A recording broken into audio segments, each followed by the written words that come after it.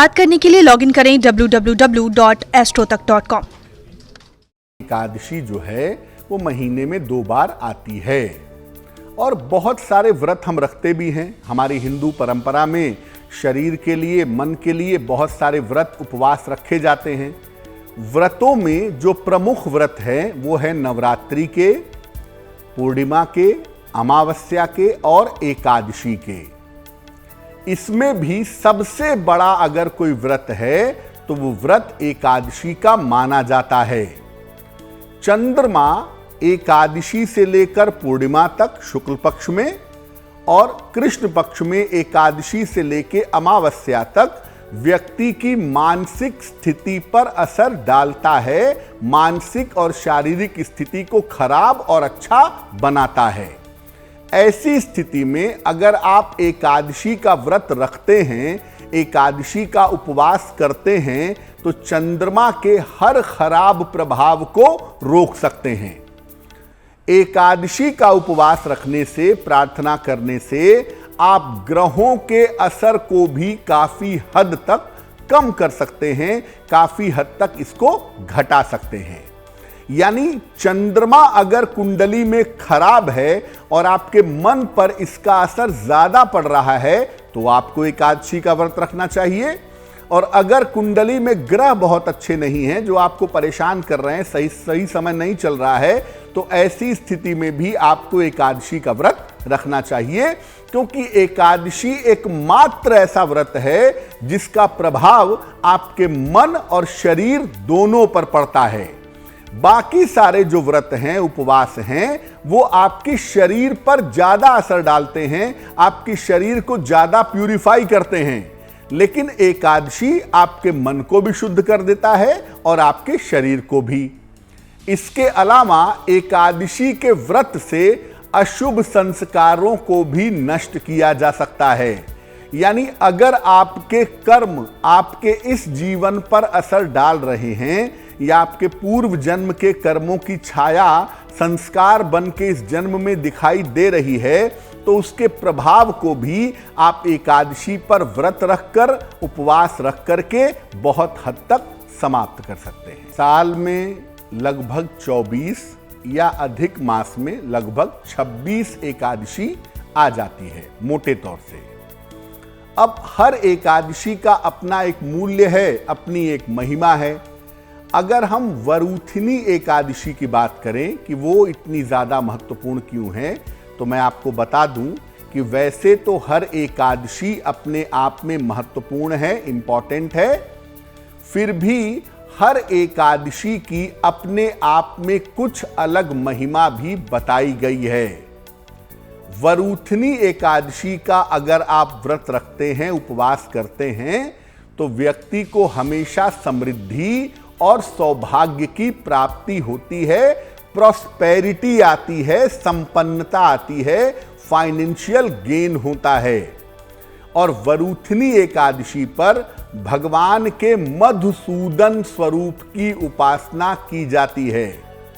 रात में जग करके अगर आप एकादशी पर उपवास करें, प्रार्थना करें, ध्यान करें, तो आपके जीवन में मंगल ही मंगल होगा, आपके जीवन में शुभता ही शुभता आएगी।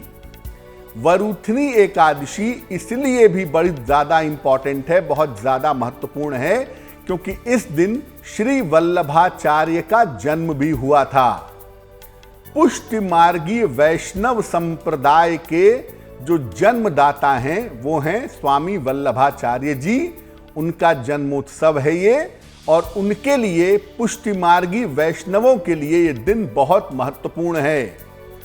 इस बार जो वरूथिनी एकादशी का संयोग बन रहा है वो 26 अप्रैल को बन रहा है। 26 अप्रैल को हम सबको वरूथिनी एकादशी के व्रत का, उपवास का पालन करना चाहिए। देखिए, पहले आपको समझना होगा कि भगवान को मधुसूदन स्वरूप क्यों कहा जाता है। भगवान के अलग अलग स्वरूप हैं। कृष्ण के सहस्त्र नाम हैं, कहीं गोपाल हैं, कहीं गोविंद हैं, कहीं गिरधर हैं, कहीं मुरारी हैं। भगवान का जो मधुसूदन स्वरूप है, मधुसूदन स्वरूप में भगवान कृष्ण आचार्य हो जाते हैं। मधुसूदन कहते क्यों हैं? मधु नामक राक्षस का वध करने की वजह से उन्हें मधुसूदन कहा जाता है, क्योंकि उन्होंने मधु नामक राक्षस का वध किया था। वैसे हिंदी शब्दकोश में मधुसूदन का मतलब होता है भंवरा, जो शहद के पीछे पड़ा रहता है, इसलिए भंवरे को भी मधुसूदन कहते हैं। और भगवान कृष्ण को मधुसूदन यहां पर इसलिए कहते हैं क्योंकि उन्होंने मधु नामक राक्षस का वध किया था। अगर आपने भगवत गीता पढ़ी हो तो आपने उसमें कई जगह पर देखा होगा कि अर्जुन भगवान कृष्ण को मधुसूदन नाम से पुकारता है, मधुसूदन नाम से संबोधित करता है और भगवान कृष्ण उसको ज्ञान देते हैं। तो मधुसूदन स्वरूप वो स्वरूप है कृष्ण का जिसमें कृष्ण अपने भक्तों को ज्ञान देते हैं और भक्तों के अंदर की जो माया रूपी राक्षस है उसको नष्ट करते हैं।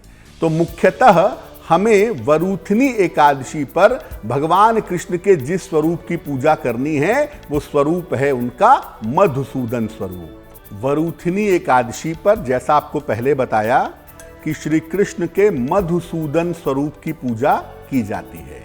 कैसे की जाती है? इस दिन उपवास रखना बहुत उत्तम होता है। देखिए, व्रत और उपवास में फर्क होता है। व्रत का मतलब होता है आपने संकल्प लिया कि मैं आज दिन भर कुछ नहीं खाऊंगा, ये व्रत है। आपने संकल्प लिया कि जब तक मैं कॉलेज स्टॉप नहीं कर जाऊंगा तब तक मैं गाड़ी नहीं चलाऊंगा, ये व्रत है। संकल्प का मतलब व्रत होता है। उपवास का मतलब जरा अलग है। उपवास का मतलब होता है उप मतलब निकट और वास मतलब रहना। निकट रहना, किसके निकट रहना? ईश्वर के निकट रहना। तो उपवास का मतलब यह है कि उस दिन आप अपने आहार की शुद्धि करेंगे और ईश्वर के निकट रहेंगे। अगर आप उपवास नहीं रख पाते, अगर आप ऐसा नहीं कर पा रहे हैं, निराहार नहीं रह पा रहे हैं, तो कम से कम अन्न मत खाइए, फल खाइए, जल पीजिए, अच्छा रहेगा, दूध पीजिए और भगवान कृष्ण के मधुसूदन स्वरूप की उपासना करिए, आपके लिए शुभ होगा। और भगवान कृष्ण को भोग लगाते हैं फलों का और पंचामृत का। पंचामृत में 2 पत्ते तुलसी के जरूर डाले जाते हैं। ये फल और पंचामृत उन्हें समर्पित करें। उनके सामने मधुराष्टक का पाठ करें। अधरम मधुरम वदनम मधुरम मधुराधिपते रखिलम मधुरम। मधुराष्टक का पाठ करें। जिनका जन्मोत्सव है स्वामी वल्लभाचार्य, उन्हीं के द्वारा लिखा गया है मधुराष्टक, तो मधुराष्टक का पाठ जरूर करना चाहिए। अगले दिन सुबह, आपने उपवास तो दिन भर रात भर रख लिया, अगले दिन सुबह उठिए, स्नान करिए, भगवान की पूजा करिए और किसी गरीब आदमी को पहले भोजन का या अन्न का दान करिए और व्रत का पारायण करिए, तब अपने व्रत का समापन करिए। ऐसा अगर आप नियमित रूप से करते हैं या ऐसा अगर आप नियम बना लेते हैं तो एकादशी व्रत के परिणाम प्रभाव आपके लिए शुभ होंगे। एकादशी तिथि के स्वामी शास्त्रों के अनुसार विश्वे देवा माने जाते हैं, लेकिन सामान्यतः एकादशी पर भगवान विष्णु या उनके अवतारों की पूजा होती है, या आप चाहें तो अपने गुरु की पूजा उपासना भी एकादशी पर कर सकते हैं। अब आप अलग अलग तरह की स्तुतियों का, अलग अलग तरह के स्तोत्रों का पाठ आप कर सकते हैं एकादशी पर और उससे अपनी बहुत सारी मनोकामनाओं को पूरा भी कर सकते हैं। जैसे प्रेम चाहते हैं, जीवन में खुशियां चाहते हैं, आनंद चाहते हैं, तो मधुराष्टक का पाठ करिए। अधरम मधुरम वदनम मधुरम मधुराधिपते रखिलम मधुरम। और मैं कहूंगा कि वरूथनी एकादशी स्वामी वल्लभाचार्य की जन्म तिथि है, मधुराष्टक सबको जरूर पढ़ना चाहिए। कठिन से कठिन समस्या का निवारण चाहते हैं, किसी बहुत बड़ी ट्रबल में, प्रॉब्लम में हैं, तो गजेंद्र मोक्ष का पाठ करने से आपको निसंदेह फायदा होगा। गजेंद्र मोक्ष का पाठ करने से आपको निश्चित लाभ होगा। संतान संबंधी समस्याओं को दूर करना चाहते हैं, चाहे प्राप्ति की समस्या हो, चाहे संतान के साथ तालमेल की समस्या हो, तो उसके लिए गोपाल सहस्त्र नाम का पाठ करना शुभ रहेगा। भक्ति चाहते हैं, मुक्ति चाहते हैं, तो विष्णु सहस्त्र नाम का पाठ करने से आपको लाभ होगा, आपके जीवन में शुभता आएगी। और अगर अपने पापों का प्रायश्चित चाहते हैं, गलतियों की क्षमा चाहते हैं, तो आप वरूथनी एकादशी पर भगवत गीता के 11वें अध्याय का पाठ करिएगा। यह आपके लिए बहुत शुभ होगा, बहुत मंगलकारी होगा। अब आपके मन में यह भी हो सकता है कि भाई मैं इतनी स्तुति नहीं पढ़ पाऊंगा, या मुझे संस्कृत नहीं आती, या मैं हिंदी पढ़ने में कहीं कोई गलती ना हो जाए।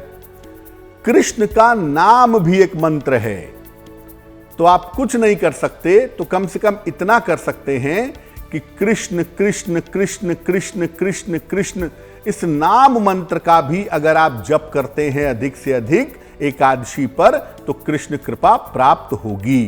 कृष्ण का मतलब क्या होता है? कर्षयते इति कृष्णः, जो आकर्षित करे वो कृष्ण है।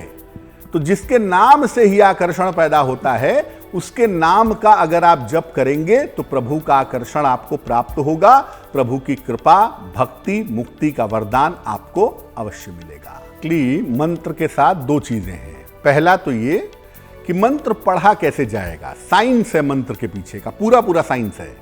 एक आदमी सड़क पे जा रहा है, आप उसको गाली दे दीजिए, वो आपसे झगड़ा करने चला आएगा। सोचिए गाली में इतनी शक्ति है तो मंत्रों में कितनी शक्ति होगी। तो मंत्र बड़े शक्तिशाली हैं, बड़े ताकतवर हैं, और उनको पढ़ने का एक तरीका है। लेकिन जैसा अदिति ने कहा, वो बहुत सही बात है कि आप जो स्तुति पढ़ रहे हैं, आप जो मंत्र पढ़ रहे हैं, उसका अर्थ भी आपको पता होना चाहिए। शिव शिव कहते हैं, शिव का अर्थ क्या होता है? कृष्ण कृष्ण कहते हैं, कृष्ण का अर्थ क्या होता है? जब आपको अर्थ पता होगा तो आपका जुड़ाव ज्यादा होगा। जब अर्थ पता होगा तो आप जब मंत्र पढ़ेंगे, श्लोक पढ़ेंगे, स्तुति पढ़ेंगे, तो उसका अर्थ आपके मन में ऑटोमेटिकली आता जाएगा, आपकी भावना ज्यादा बढ़िया होती जाएगी। इसीलिए मैं अक्सर कहता हूं कि अगर आप संस्कृत में नहीं पढ़ पाते तो आप हिंदी में भी पढ़ सकते हैं, क्योंकि आपको समझ में आना चाहिए। आपको समझ में नहीं आएगा, आप मंत्र पढ़ेंगे, देखिए काम तो वो करेगा ही, क्योंकि उसके पीछे का साइंस है। एक छोटा सा बच्चा अगर अपशब्द बोलेगा तो भी वो अपशब्द ही रहेगा, वो मंत्र नहीं हो जाएगा। इसलिए मंत्र आप बिना अर्थ जाने पढ़ेंगे तो भी वो काम करेगा, क्योंकि वो साइंस के हिसाब से चलेगा। लेकिन अगर आप अर्थ जान करके पढ़ेंगे तो उसके फायदे 100 गुना होंगे, क्योंकि उसके साथ आपकी भावनाएं भी निश्चित रूप से जुड़ जाएंगी।